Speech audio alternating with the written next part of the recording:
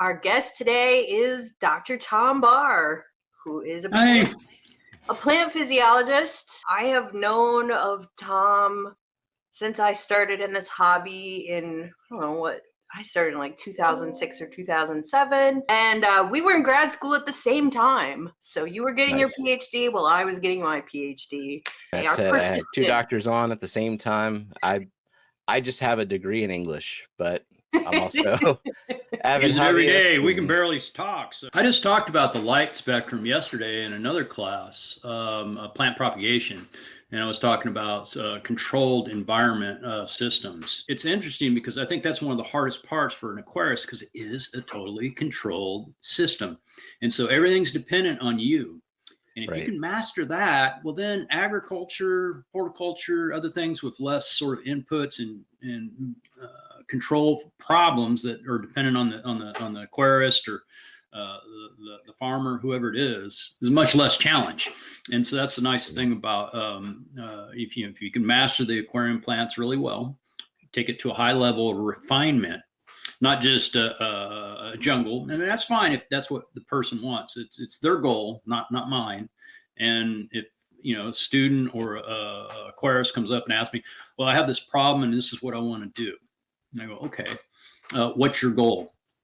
That's the first question. You don't go, this is what you should do. And you should do a non-CO2 dirt plant tank. Or, you should do an ADA and spend $3,000 to do this. Now, those are very different goals, and there's a lot between those two goals. Yeah. And if you got, and that's the thing with science. We like to test things at the very edge, where we know something's going to go wrong, and then the other side where maybe something will stop completely. Whether it's growth or an example would be like for growing plants in a little hydroponic system. We want to test nutrients, and so we'll start at 0 nitrogen, and then we'll go up to say 1,000 parts per million nitrogen. Yeah. And you could do a negative control too. You could add salt water to your mix as well, and you're going to get something dead then, and you're going to kill something pretty quick. And so you could have a negative control, and then you have the positive controls on the other side. The other thing I think the aquarists have had a lot of problems with is getting a positive control. What's a reference tank? A tank that has no, Liebig's law is perfect for everything.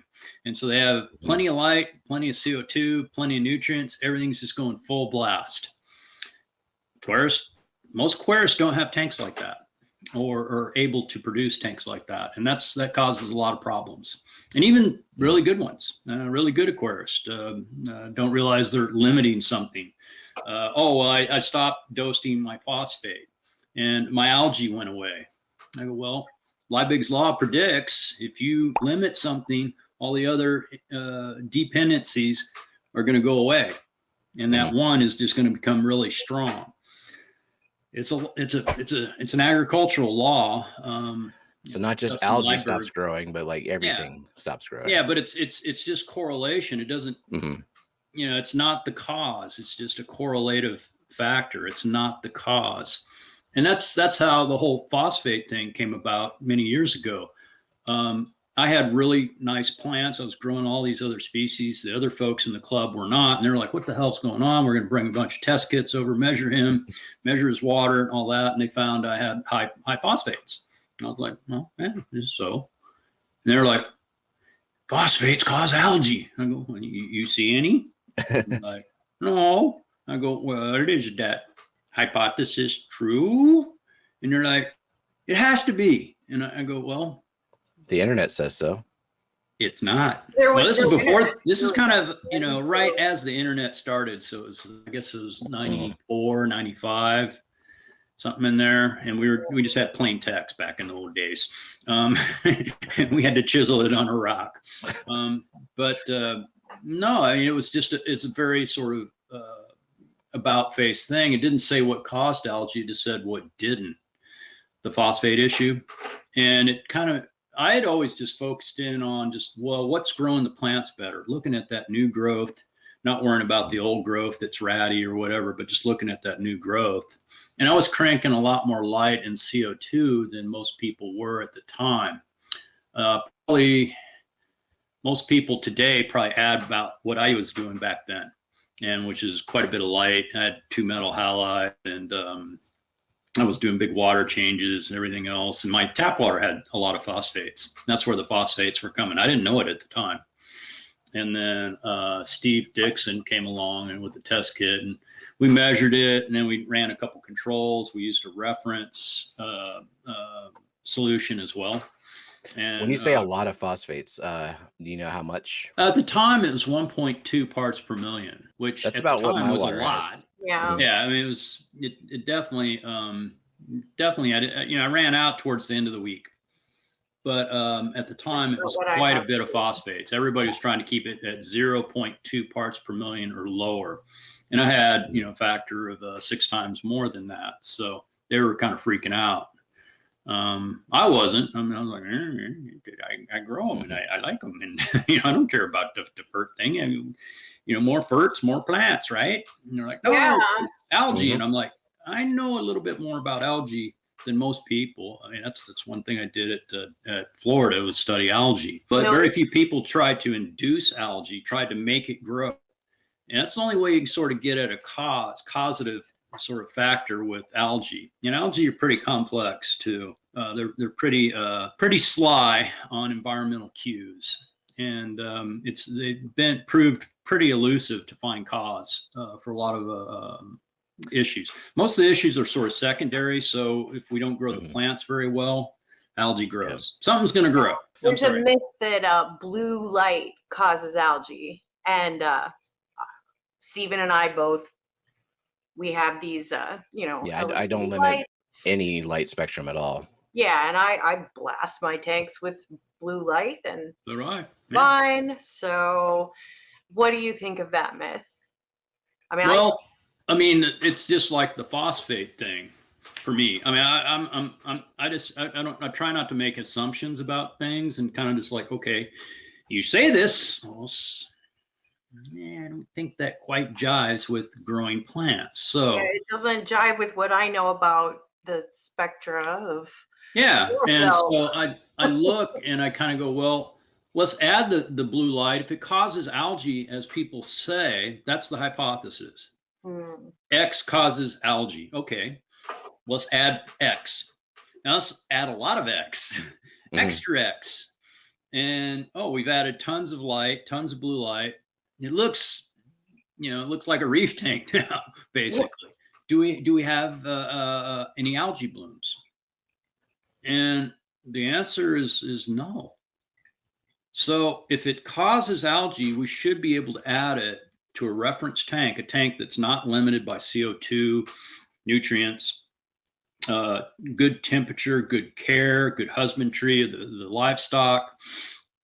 A wide range of plants, lots of different species of plants, because they all sort of respond a little bit different. We have 500, 600 species and varieties in the hobby. So I got what are the odds that they're all going to behave the same?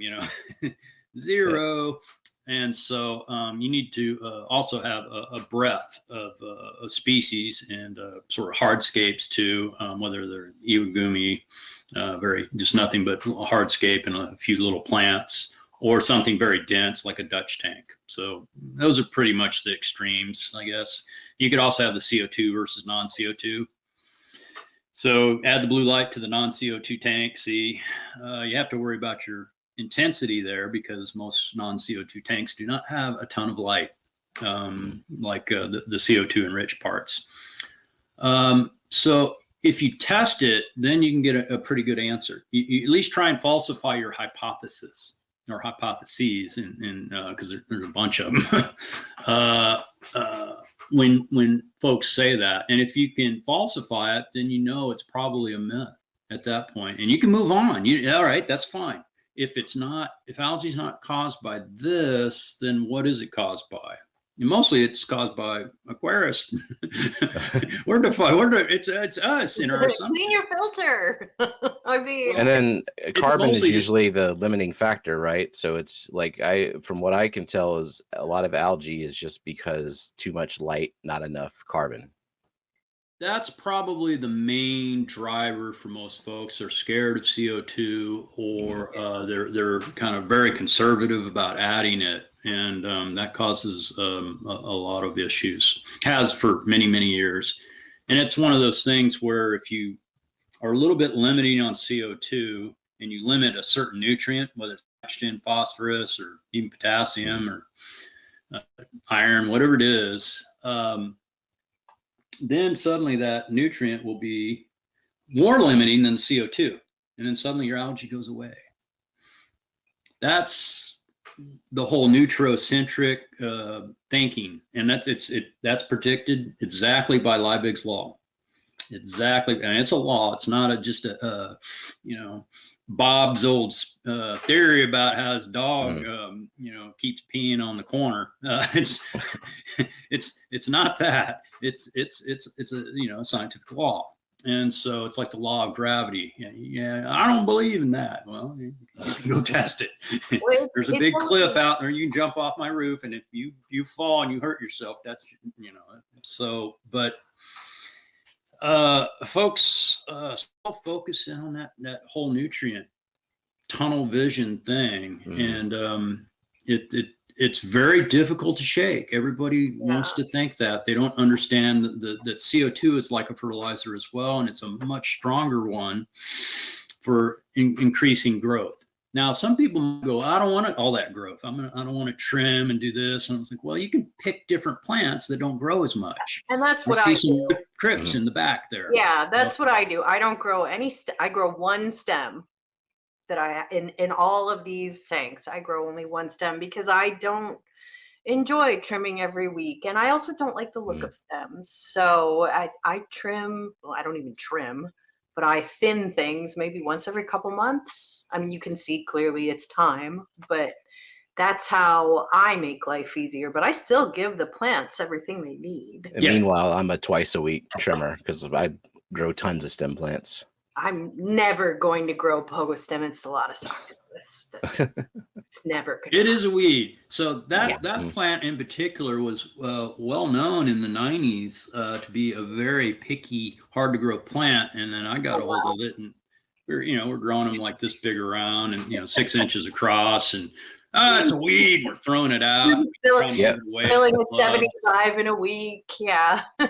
But back in the 90s, people were, you grow that. That was like the hardest plant. I think today, like some of the harder plants might be like the Ammonia gracilis or the crassicalis variety of gracilis. And then there's also the yellow one, Ammonia pedicellata. That's the one that really dogs people a lot. And I laugh because, I've got it out in my tank and in the garage. And, temperatures vary there from anywhere from probably 15 Celsius in the winter to 40, 42 Celsius in the summer here, because it's a non-insulated garage, so it really heats up. But the plant, I don't add any ferts except for fish food once, maybe twice a week. And I just have big, thick, old ADA soil in there. And things do quite well. And I have air-driven sponge filters. I have a big old air pump, and I have 4 20 gallons lined up there. And mostly I just had it there for quarantine at one point, and then started adding more plants, and then added the soil, and then it's been like that for 10 years. I don't do anything to the tanks. I had water from evaporation, and I haven't done water changes or dosing for maybe 3, 5, 6 months at a time. So it goes a long time, and it grows. It doesn't grow fast. Yeah. It grows slow. And I'm jamming the CO2 in there. I've got plenty of light. So the whole air-driven sponge filter thing and all that, it's like, well, it works quite well in CO2-rich tanks. You might use a little bit more CO2, but we don't really care. We can just turn the knob up a little. Yeah. Just, and then you're set. But it works very, very well. I mean, I could aquascape anything with it, with that method, and I don't add anything really. It's mostly the bacteria that's in there right now. It's just recycling and regenerating. If I do add nutrients, I've added nutrients just to see if I could screw it up, obviously. I've done a lot of experiments with iron, other things, just to see if I can perturb the system. It's pretty damn robust. If you have good CO2 rocking in a tank, whether it's a real high-end tank, whether it's a well aquascape tank, whether it's just a jungle, it's going to do really, really well, no matter what your ferts are. And so I've gone almost pretty much no ferts as far as an aquarist is concerned. You're going to feed your fish, you're going to have some livestock in there, to adding lots and lots of ferts. So I've got a very wide range, a very wide net for my views and observations as far as falsification for nutrients and algae, and it's pretty clear. If you focus in on the plants, you give them plenty of CO2. Nutrients can be all over the place. They're less important than than the light, and then next the CO2. If you have high light, you definitely should probably get the gas. Oh, yeah. But a lot of people don't understand that low light and CO2 go so well together. They do. It's like peanut butter and jelly, peanut butter and chocolate. All great combos. Yeah, all planted tanks will do better if you inject CO2. Yeah.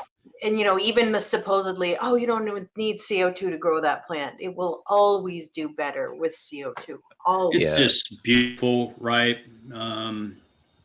Much more vigor. But with low light, things are going to grow slower. And then also my tank in here, I just decided to see what happens if I leave the CO2 off for 3 months. And eventually I got a little bit of hair algae.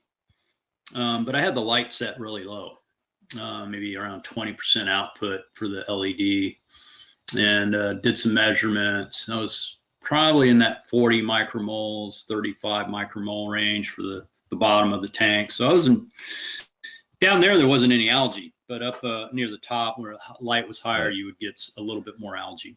And that's one of our questions. Someone was asking, how hard is it for plants to adjust to no CO2 after having it?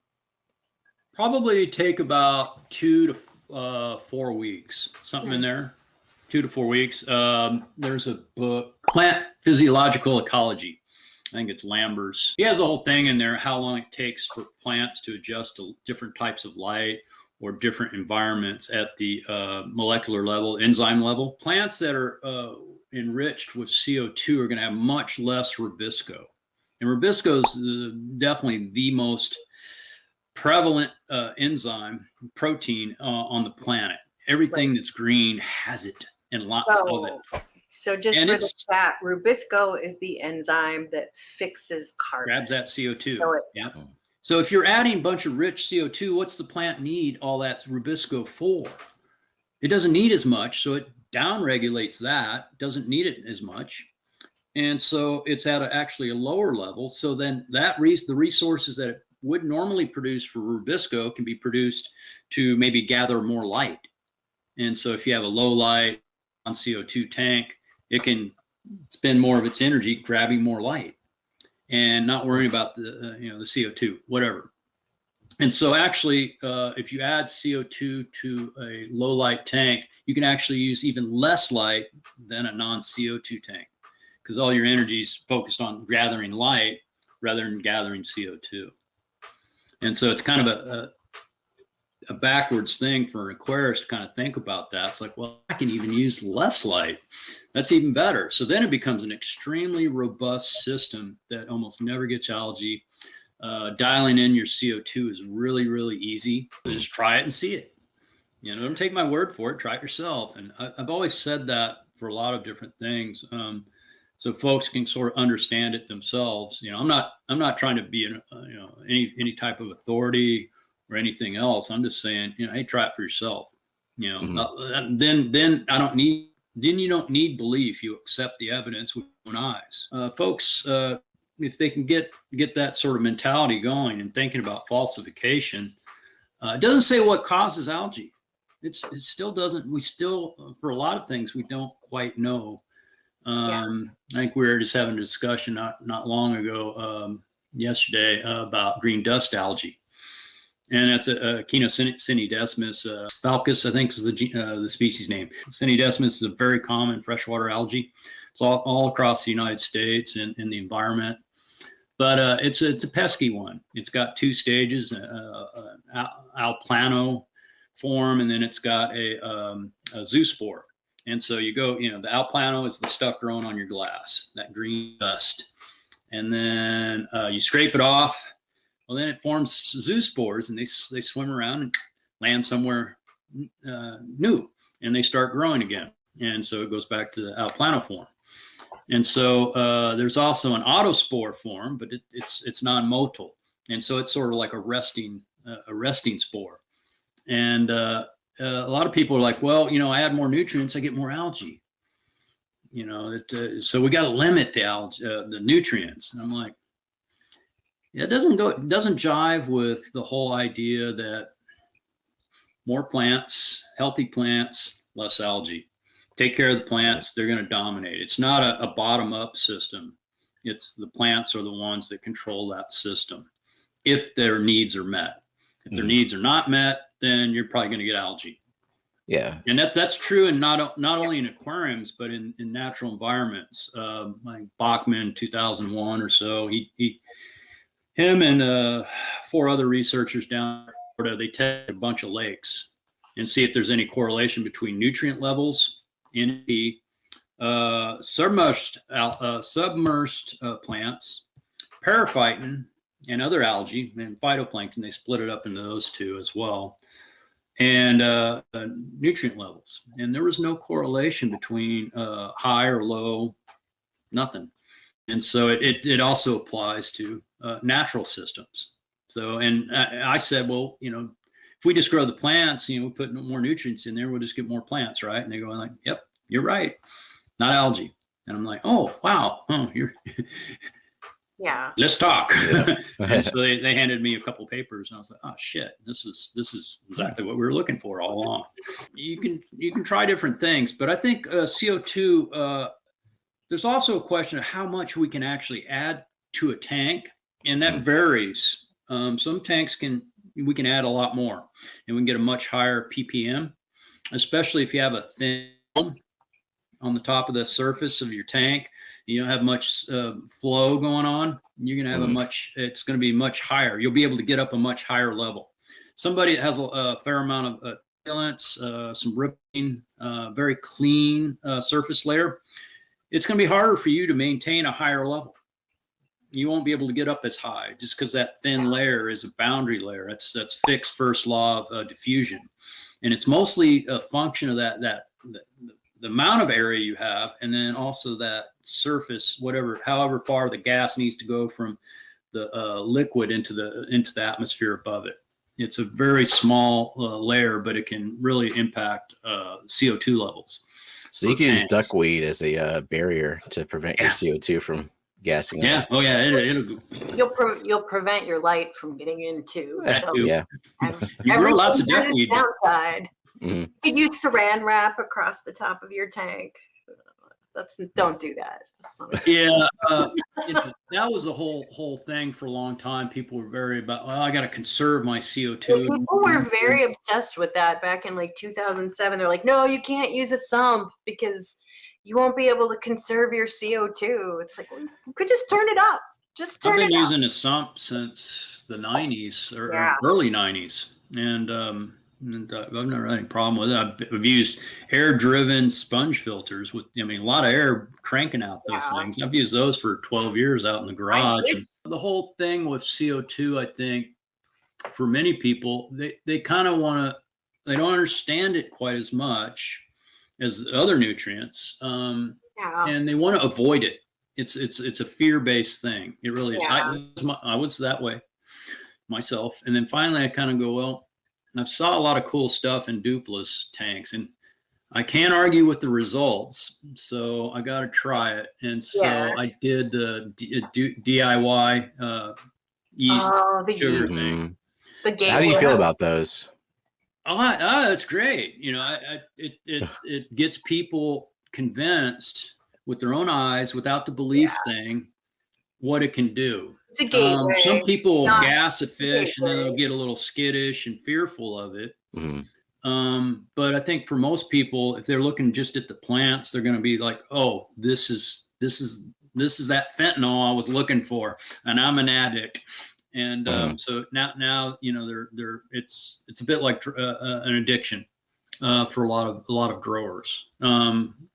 It's an addiction in a way, and 100%. But it's also I often talk in almost all my talks. I talk about, well, all right, you've mastered the CO2 part. You've got this nice tank, high quality aquascape, very refined. Why don't you try that with a non-CO2 method, and you won't have to do as much work. And you can have 1 or 2 tanks. You do your scaping, your CO2 enrichment on, and then the other tanks, say if you have multiple tank syndrome, you got 20, 30 tanks, maintaining those is going to be a difficult challenge if they're all CO2. Yeah.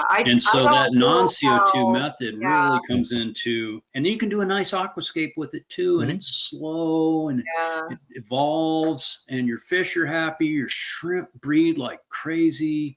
So you have trade-offs with each system. And it's not about, well, one's better than the other or anything like that. It's kind of what's a good goal for you. And are you lazy? Are you, or do you have multiple tank syndrome? If you only have 1 tank and you like working on stuff, you like gardening, CO2, definitely. If you have 30 tanks, have a couple CO2 tanks, and then the rest should probably be non-CO2 planted tanks. And then, how many CO2 tanks do you have, Stephen? We'll have 20 tanks, and 8 of them are CO2 injected. It's work, but it's work that I very much enjoy. So I do it. If you're into it, over time, I think folks who've been in it a long time, they tend to par down some of their tanks on that. Myself included, but I've automated a lot of things. So I've got automatic water changers set up on the tanks now. So and so all I do is refill things that need topping off as far as nutrients, trimming, and gardening. That's arms in the tank. That's the only thing I want to do. I don't want to do the water changes or anything else. Do you use your city tap water? Yeah, well, we have Sierra, granite geology up here, so it's pure, very pure water. Nice. So what is your pH is around 1. Oh, okay. Yeah, I use tap water too. Yeah. So Stephen and I both have KH around 6, which I've lived in Iowa. I started this hobby in Iowa. My KH 22. Yep, that's a place to keep cichlids. Yeah, very popular Midwestern in Iowa. cichlid. African cichlids are very popular there, and I was never very good at growing aquarium plants in Iowa. Even with CO2, it's just really hard. The water is so hard. So we had but with 6 is not bad. 6, yeah. Yeah, I mean it's fine. But so you have KH1 out of the tap. Is that your ideal? Less is best. Yeah, I mean, if I had KH1, I'd be even thrilled. 0 KH.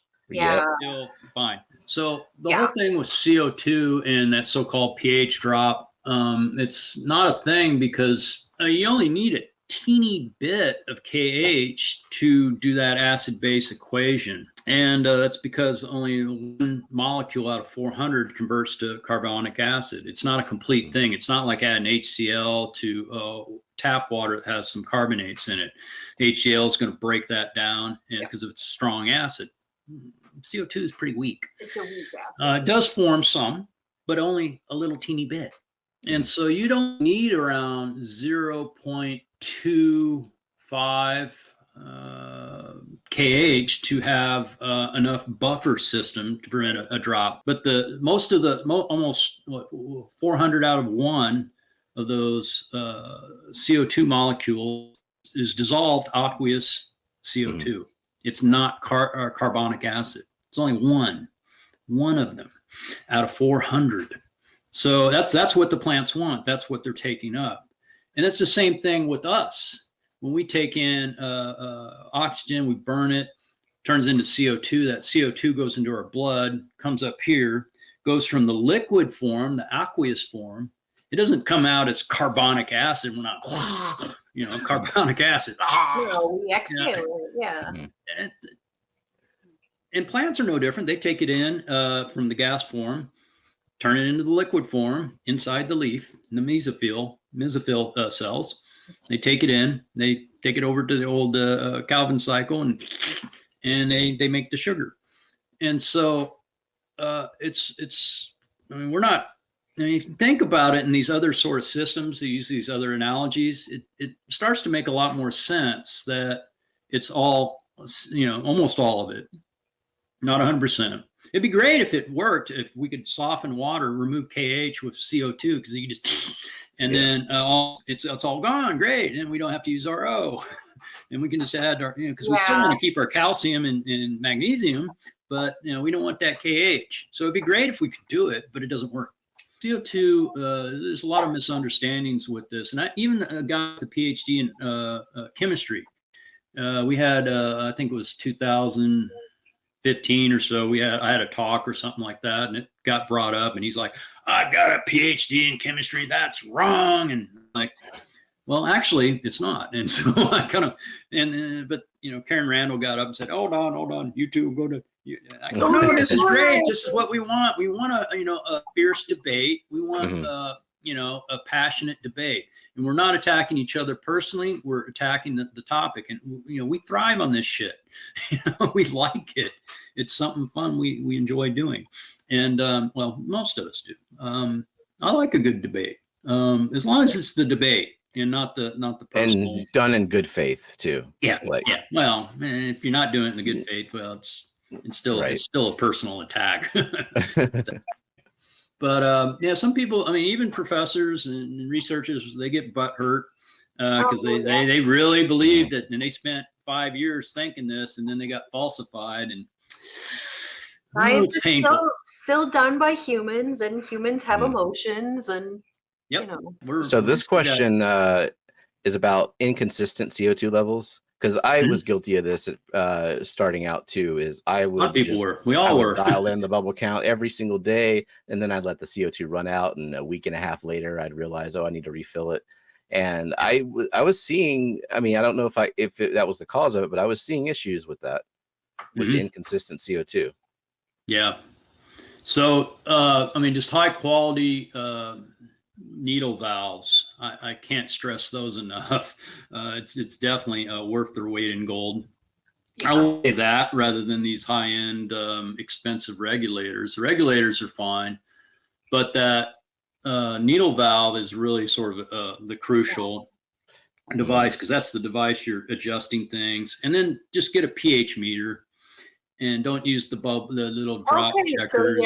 And just use the pH meter, and you can adjust it within 0.05 pH units pretty well, and you're fine. And that works really well. If you have a data logger on your pH, or you can connect it to your computer with a little USB or something, that's even better, because then you can see what happens over the course of a day, and then you can adjust it little by little by little. Don't go, oh, I need to add more and add too much, and then you gash your fish, do it progressive. And you can see those little subtle changes if you do that little progressive approach. Wait a week or two, add a little bit more, wait a week or two, observe, look at the new growth, see the impacts, look at the algae as well.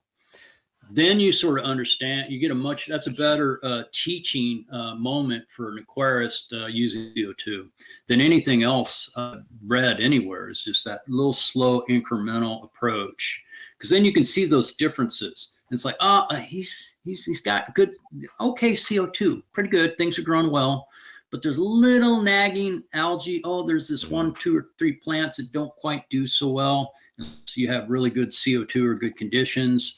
And you get these sort of subtle signs. they're hard to express and tell people or give them kind of a generalization about that. But that if they test it themselves, then they see, and you don't have to impart like, oh, you just believe me.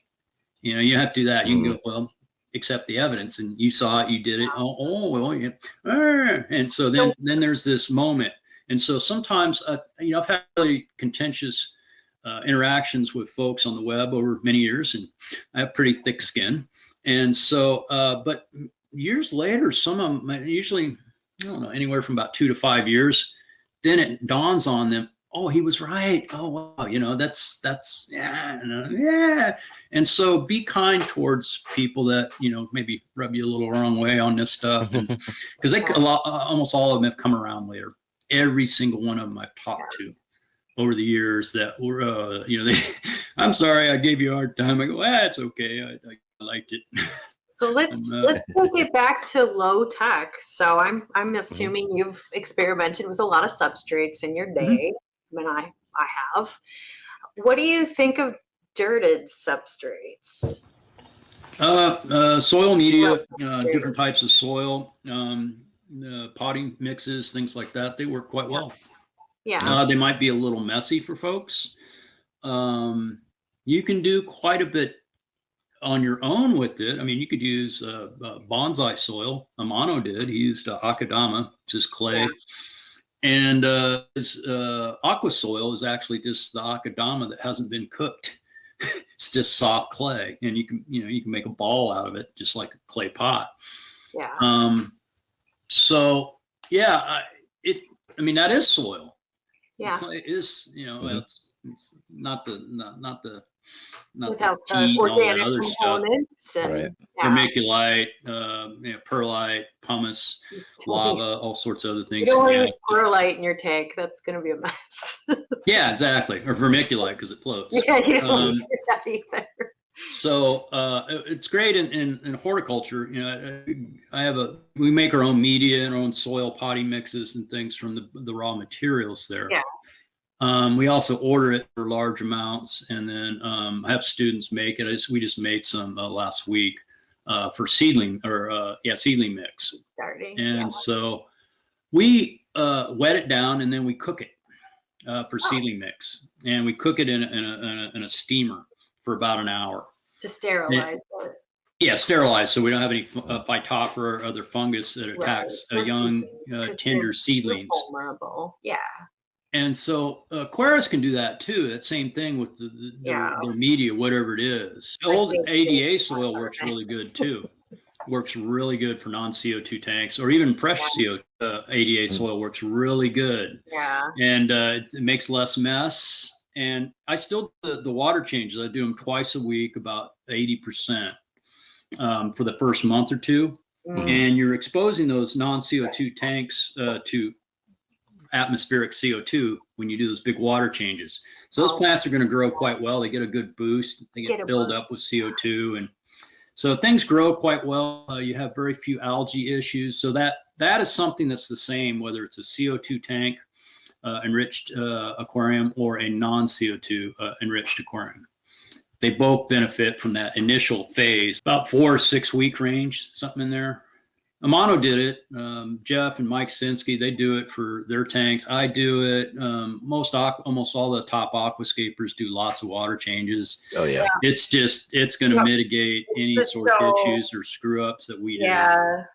The first month, especially, like the more water changes you can do, high light, low light, doesn't matter. It just once those roots get really established in a non-CO2 tank though, then it's very, very robust. And then you're going to be, you don't need to do water. I mean, you can do the water changes. It doesn't hurt, but I think it's good for the fish.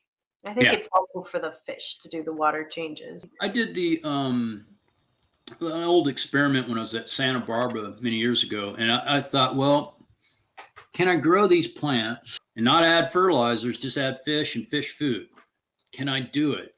And so how would I do that? And that was a question I had. And I was like, well, I spotted these nice yellow minnows down in the stream, right as it sort of goes out to the ocean there. And I was like, I can catch those. Those look kind of cool. And so I went down, got a net, caught a bunch, brought them back. I thought, well, why don't I just keep adding these minnows, little minnows about 1.5 inches long. Why don't I just keep adding more and wait a week, add a few more? And so I was adding like 2 or 3 each week and waiting for something to happen. And I was like, at some point, shit's going to hit the fan. And sure enough, it did. And I had, in a 20-gallon tank, I had around, I think it was 60 of them. Oh, that's when shit hit the fan. And imagine.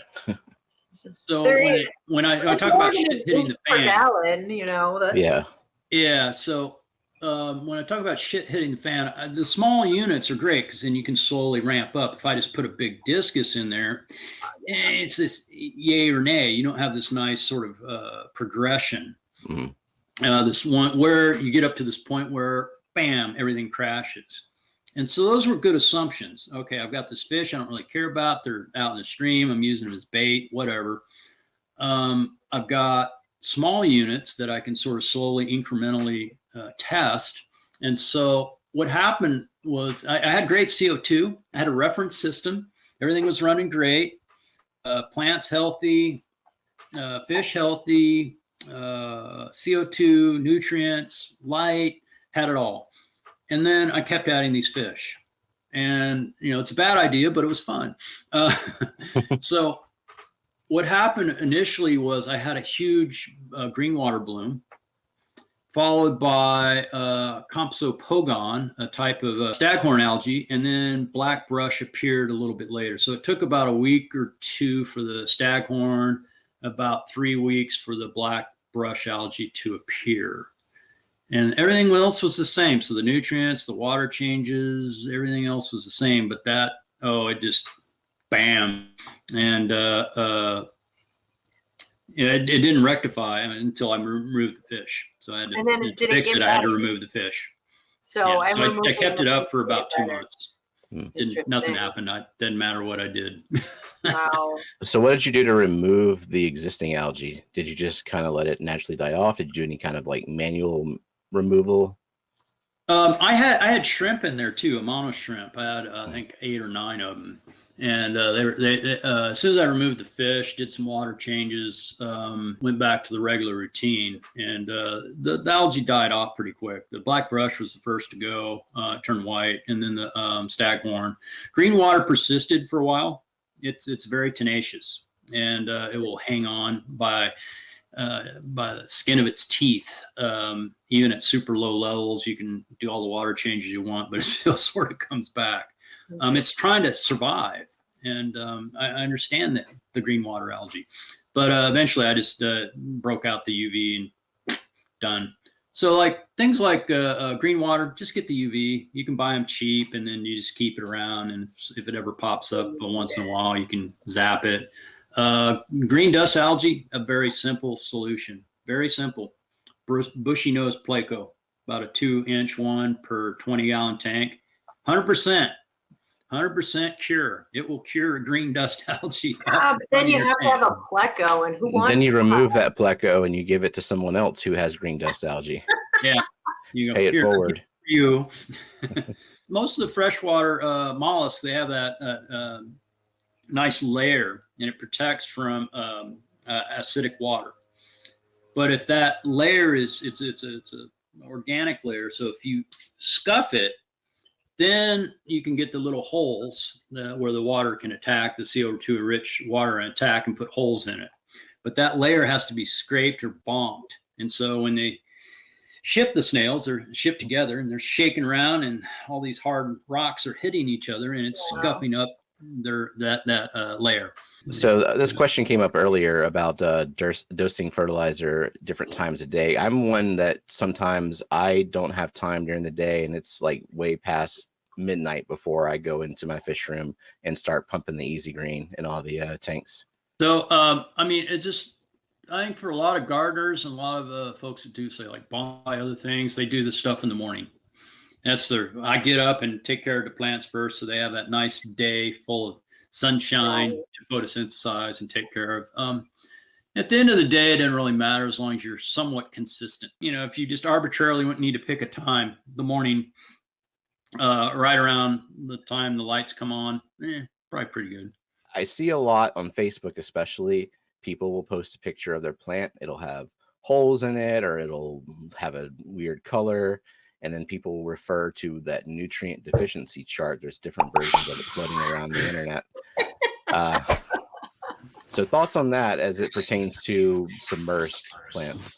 Well, none of those things are used for submersed plants, or the plants. They haven't done those tests on submersed plants that I'm aware of in pretty much any cases. I mean, those are just standardized things. The chart isn't even right for plants. There's no utility really in them. I mean, it's nice to think about things, but it reinforces that neutrocentric view for aquarists. Right. Which is dangerous. And even with, crops, certified crop advisors, they don't use that. And they know that plant, if it's a crop or something like that, it's corn, soybean, pistachio, whatever it is. You're going to have somebody that knows exactly that particular plant and all its sort of issues. You're going to have somebody that's done the research for that particular plant as well to look at all those different deficiencies. Andy Carson asked a question: Is there an aquatic equivalent to a symbiotic relationship that mycorrhizae have with terrestrial plants and trees? Not with aquarium plants, not with aquatic plants, not submersed plants that I know of. The problem with it is fungi are obligate aerobes. And there's not any oxygen in aquatic soils. Yeah. No aquatic soil. I mean, that might be a top little inch or two. Below that, it's nothing but bacteria. Nothing. What about allelopathy? Yeah, I was going to ask the same thing. The opposite end of that. Oh yeah. Well, I just want to make just a comment about Diana Walstead. She's awesome, cool person. I got to meet her. The first time I met her, we met her in Australia. She was doing a talk there, so was I. So we met each other. But she put it out just sort of as a hypothesis. She didn't test it, and she brought a lot of discourse to it, and a lot of people thought about it. And it was the first time a lot of people even heard the term. For plant physiological ecology, I learned quite a bit in that class. Mean old crotchety man taught it. He's a nice guy. He's like, I don't know about you, kid. You need to get serious. And I was like, well, yeah, I probably do. That was what grad school was for. So, but we learned quite a bit about allelopathy and methods to address it, and activated carbon. And that's the control that we use in actual plant science testing for allelopathy. We put the carbon in the soil, and it's going to absorb the allelopathic chemicals. It's very good at absorbing organic chemicals. And so that's what we used in research for that. And aquarists have used activated carbon for years. So if you remove the allelopathic chemicals, you put carbon in a plant tank. And Amano did this many times. He loves his carbon, and but it's more biomedia, I think, and for most aquarists, planet aquarists, anyways. But if you add that carbon, it should remove the allelopathic chemicals that's suppressing algae, right? That's the hypothesis, right? And so if you remove it, you should get algae, but you don't. Nobody's by adding carbon. I don't think anybody's found any correlation whatsoever that they get more algae. I don't know anybody. The other question really is, all right, so each plant's going to produce these allelopathic chemicals. Well, if you're in a river or a stream, what happens to your chemicals? Your concentration gradient. You can't have a concentration gradient in a river. Yeah, you can have it in the soil because things can build up in the soil quite a bit, especially during the dry season. But and not during the wet season so much. But in an aquatic system, how does the plant know that it's just in a small batch in a huge lake, or a large batch in a small lake? And it doesn't know. There's no evolutionary pressure for that to occur. The other thing is that we have 500 to 700 species, 600 species of plants that we grow. What are the odds that all of them produce the same effect on all algae, and that's an astronomically small number of possibilities. And so it's just, there's no way that actually probably occurs. There's just no reasonable person would say that, yeah, they all make the same chemical or something that has the same intensity on algae. And we see it in tanks, the tanks where the plants are growing really, really well. It doesn't matter the species mix, biomass so much, as long as we have a pretty good coverage, say 70, 80% of the tank is covered in plants, we're in pretty good shape. And you don't see it. There's just no evidence for it. I think Peterson and Klaus and Trolls had also had another take on it. They looked at some of the research and stuff, and it really doesn't say anything that's particularly convincing. I talked about it. I wrote it in a paper at University of Florida, and I got bashed. I got beaten like a rag doll by two professors on that, and they just like laughed me out of the room, and rightly so. And I just wanted to see what would happen, and it was a bad idea. So you mentioned Amano using carbon. So have you found that carbon doesn't have any effect on the nutrient concentration in a tank? Like it's not removing nutrients for plants? I haven't found that. No. After a month or so, it's done anyways. It's going to absorb the organics. It's not absorbing salts. The ferts are salts. They're not organics. So do you still use it, or? Because I might use it as biomedia, just because I have some laying around, and I use it for stuff at teaching horticulture and stuff for allelopathy actually, but I don't use it for just as a general rule. No. I use the flock, that sort of brown muck at the bottom of the filters. I use that to seed tanks and stuff like that. Sort of like a fluidized bed. Almost little messier, but the carbon doesn't adsorb salts, so that's a myth that your fertilizers are going to become adsorbed to the carbon. Adsorb or absorb? I always get adsorbed. Yeah. Those are two words that get tossed around a little bit too much. Jeff was mentioning he's gonna need your book, and do you have that book in the works? No, I have an outline, but it's been there for a while. Okay, so the book is still gonna happen. I've started and not completed. Stephen, maybe we could write a book. We could write a book. I would be in the same boat. I would start and maybe complete it one day. But you're a writer, Stephen. I mean, we could do it. Yeah, all three of us could. Yeah. We could do it. I need somebody to help edit too. Stephen is I can do that. Stephen's an excellent editor. He's a professional editor. So there you go. But also, just somebody kind of go, well, keep you reined in. The new people coming in and trying to get them to learn about the myths and sort of the thought processes for just debates about certain subjects. Can you convince them? It's if you can see it with your own eyes, you can see that it's false. That's a very powerful thing, and it also teaches science and a sort of a critical thinking method too. And so I use that in my classes. I use it for my talks. It's something that I think we need to do more in society, and we all don't do it. So we don't use critical thinking all the time. I think, if I take a rock out of, from Hawaii, Pele's going to come and get me, and we have our irrational beliefs and fears and stuff like that, and that's fine. But for some things, we don't want to fall off the boat. We want to stick to our guns, and our friends will say, "Hey, you didn't do this. That's an ad hominem attack. Don't stop calling him names," stuff like that. But we try as best we can. But we're human. We're human. So, it just becomes a problem when you start presenting those kind of superstitions as science. Yeah, then I get mad. Then you get angry, Tom. And I'm gonna beat you up, and I'm not gonna let it go.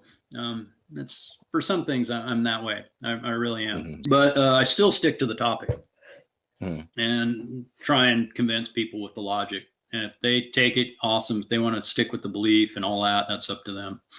But, I've said my piece. So I'm not really necessarily arguing with the person that I'm conversing with necessarily. It's all the lurkers, all the people watch, like they say, and, gladiator, you win the crowd, you win the battle. I think if you're nice about it, the information propagates a lot easier. It's a little more easily digestible by people who might be defensive about it. I come off, I think, a little bit crotchety sometimes online, my typing, but then as people get to know me a little bit more online, they say, oh, he's not that way. He's just focused about that topic. It's not personal.